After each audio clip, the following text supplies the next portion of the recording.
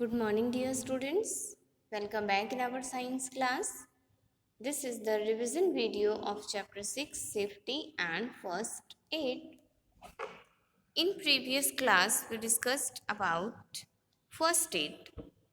First aid is the immediate help given to a wounded person or injured person before proper medical aid arrives. First aid क्या होती है? ये एक immediate help होती है जब हम किसी भी इंजर्ड पर्सन को किसी प्रॉपर मेडिकल एड लेने से पहले जो हम उसकी हेल्प करते हैं वो फर्स्ट एड होती है। तो first aid for different kinds of injuries, first aid जो होती है वो डिफरेंट इंजरीज के लिए डिफरेंट डिफरेंट होती है। बर्न्स के लिए अलग, अगर माइनर बर्न है तो आप क्या करेंगे? Burned area immediately under cold water. तो अगर आपको माइनर सा बर्न हुआ है तो आप क्या करेंगे? Cold water, immediately cold water के नीचे ले जाएंगे, उस पे उस एरिया को कूल करेंगे।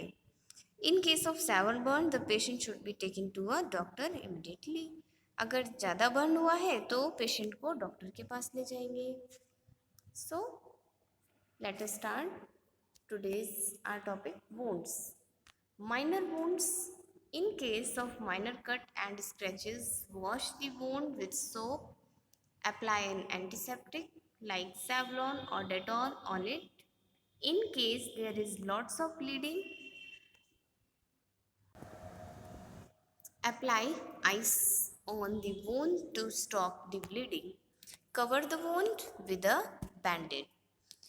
वोंड वोंड मीन्स होता है घाव। अगर माइनर वोंड है, अगर हल्का घाव है तो इस केस में क्या करेंगे? अगर माइनर कट लगा है या हल्का सा स्क्रैच हो गया है कहीं बॉडी पार्ट में, तो आप क्या करेंगे? उस वोंड को वॉश करेंगे विथ सोप एंड वाटर और उस पर अप्लाई करेंगे एंटीसेप्टिक लाइक सेवलॉन और Dettol.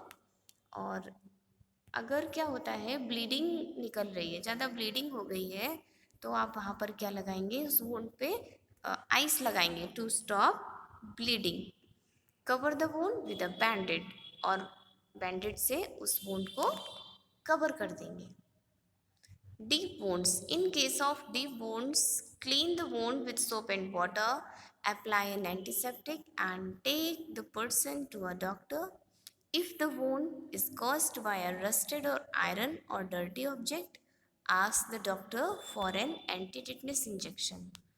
Sometimes a tight band called tourniquet is twisted above a wound to stop bleeding. It applies pressure on the wounded area and thus stops bleeding. Deep wound, अगर घाव गहरा है तो इस case में क्या होगा? क्या करेंगे आप?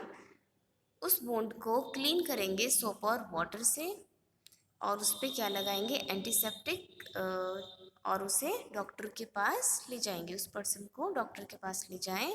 और अगर वोंड जो है, अगर लगी है, ये जो चोट लगी है, घाव हो गया है, ये अगर रस्टेड और आयरन की वजह से हुआ है, जंक लगे हुए आयरन से हुआ है या किसी डर्टी ऑब्जेक्ट से हुआ है, तो आप डॉक्टर से उससे कहेंगे, डॉक्टर से, कि इंजेक्शन लगाने के लिए कौन सा इंजेक्शन? Anti tetanus.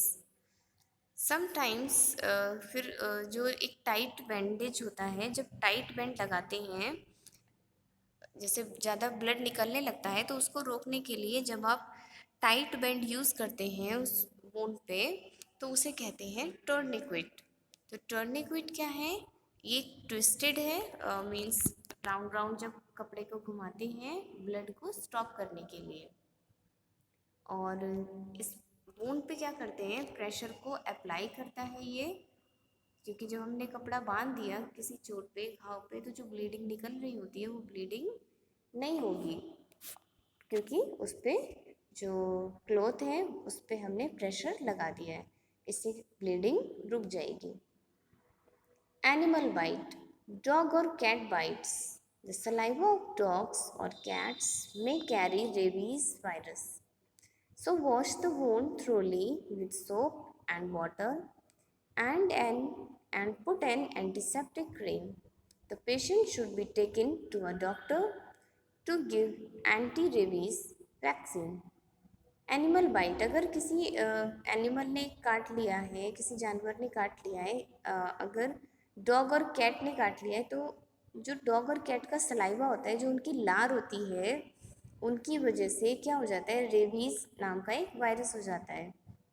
तो सबसे पहले आप क्या करेंगे, इस केस में फर्स्ट एड क्या है कि आप वुंड को वॉश करेंगे सोप और वाटर से, और उस पर एंटीसेप्टिक क्रीम लगाएंगे, और पेशेंट को लेके जाएंगे डॉक्टर के पास और उनसे कहेंगे एंटी रेबीज़ वैक्सीन लगाने के लिए। इससे क्या होगा कि उसका जो वायरस का खतरा है वो नहीं होगा। So students, I hope you have understood very well. Thank you. Have a nice day.